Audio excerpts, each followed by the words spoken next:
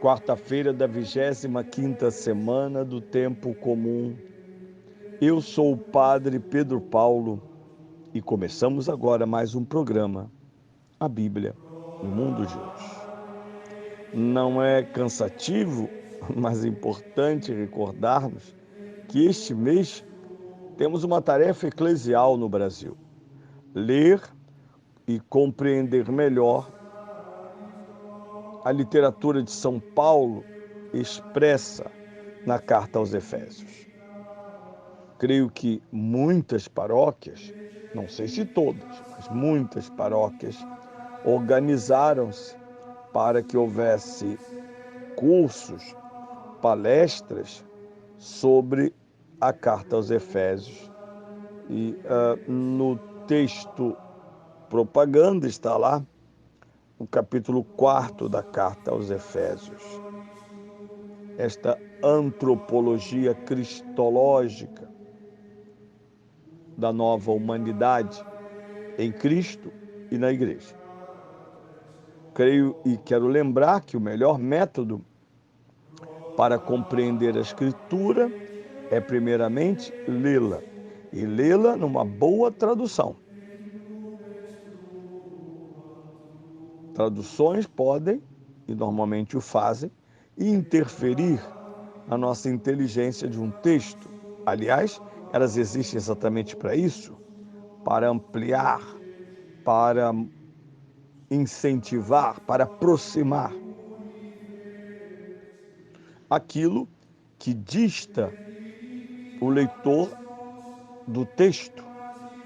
Lembrem-se, mesmo tratando-se do Novo Testamento, temos aí no mínimo quase 2000 anos de distância entre a pena de São Paulo e a nossa leitura e interpretação.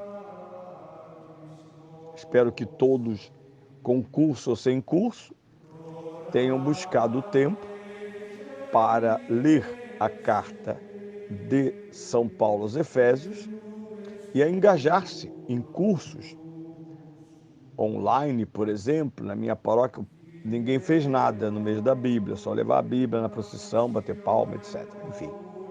Mas eu sei de cursos online em que eu posso me engajar, em que eu posso participar.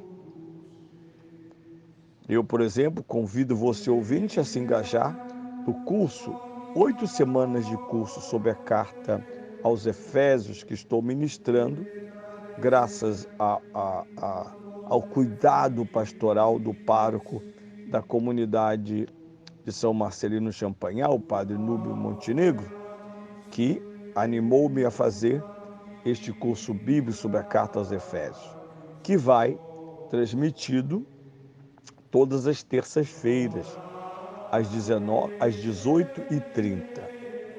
E depois, como nos cursos anteriores, pode ser encontrado nas redes sociais desta paróquia. É interessante que, se a sua paróquia nada fez e desejas aprofundar, inscreva-se nesse curso. Aproveite esta entre muitas oportunidades deste mês. Por que digo tudo isso? Porque agora vamos ouvir de novo a segunda leitura da liturgia da palavra, segunda e última das 3 proferidas. Trata-se da carta aos Filipenses, capítulo 1, versículos 20c e 24. Capítulo 1, versículos 20c a 24 e 27a. Irmãos, Cristo será glorificado no meu corpo, quer eu viva, quer eu morra. Porque para mim, viver é Cristo e morrer é lucro. Mas se viver neste corpo mortal é útil para o meu trabalho, não sei o que escolher. Sinto-me constrangido por esse dilema. Desejaria partir e estar com Cristo, que seria muito melhor. Mas é mais necessário para vós que eu permaneça nesse corpo mortal. Procurai somente viver de maneira digna do Evangelho de Cristo. Bem, São Paulo é comovente, seja na sua pena original, seja na sua tradição.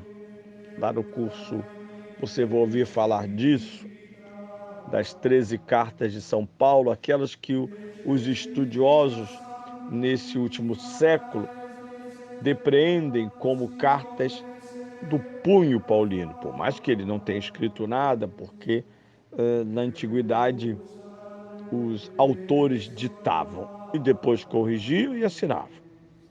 Escrever era um trabalho escravo intelectual. Mas o estudo das cartas de Paulo diz que uma parte das cartas pertence à tradição de Paulo, isto é, à sequência, mesmo e sobretudo após a sua morte, seus colaboradores diretos ou a escola de São Paulo encarrega-se de prolongar, atualizar e fixar a sua doutrina presente, por exemplo, na carta aos Romanos. E algumas cartas significam o que nós chamamos de cartas da tradição. Tudo é paulino, porque essas cartas entraram no cânon, isso é, foram reconhecidas como inspiradas, porque tem o lastro da doutrina e da identidade teológica do grande mestre de Tarso. Bem, o que temos aqui? Poesia e verdade. Não que a poesia seja mentira, mas poesia e verdade porque está vinculada à linguagem, à vida mesma de São Paulo. Ela tem um realismo místico. E lembre-se que São Paulo tem um forro grego, portanto, a sua língua é argumentativa, mas também simbólica. Ela é diáfana da transcendência. Começa dizendo algo sobre o seu iminente martírio.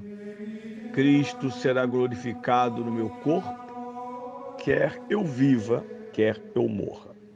Tema que ele tratou lá na carta aos Romanos: glorificai a Cristo com vossos corpos. O cristianismo nunca foi, apesar da linguagem do dualismo ético, já presente no Antigo Testamento, como, por exemplo, no Deuteronômio, quando Moisés diz: hoje vos apresento 2 caminhos. Se seguirdes a aliança, vivereis. Se abandonardes, morrereis. Os salmos, os provérbios, vários textos sapienciais se utilizam do chamado dualismo ético. Para São Paulo, como para o cristianismo, a unidade de corpo e alma, que se expressa depois na doutrina escatológica. Creio na ressurreição da carne.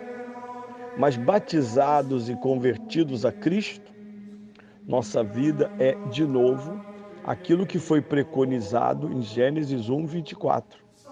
Homem e mulher, o faremos à nossa imagem e semelhança. Aqui está a glória. Aqui está a glória. Dito isso, São Paulo sentencia de modo tão poético isto, ao dizer: mas se viver, porque para mim, viver é Cristo, morrer é lucro. Espetacular. Não é um suicida deprimido, hein? Cuidado. Morrer é lucro não é matar-se. Morrer é lucro é viver com Cristo.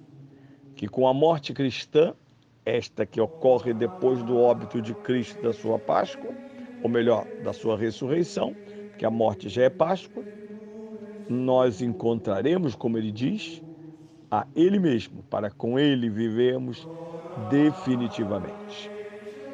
E no fim do texto, São Paulo diz: estou constrangido, no entanto, por um dilema. De um lado, ir logo, abraçar o martírio e partir dessa terra. Por outro, ser útil a vós através do apostolado que exerço. Belo dilema, mas no fundo, São Paulo sabe que essas duas partes se encontram na identidade madura de cada cristão.